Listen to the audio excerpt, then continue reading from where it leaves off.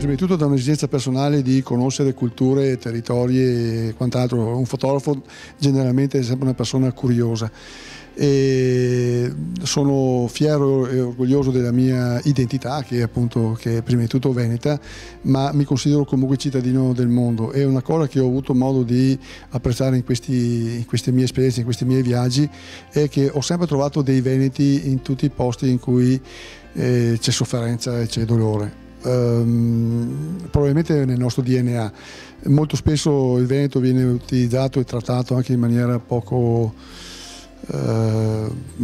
piacevole, non ultimo un mio collega, esimio collega blasonato, che ha definito il Veneto il popolo di ubriaconi. Ecco, a questo collega vorrei rispondere in questa maniera: saremo anche un popolo di ubriaconi, ma sicuramente siamo in grado di portare la solidarietà in giro in tutto il mondo, come ho dimostrato e documentato nei miei reportage.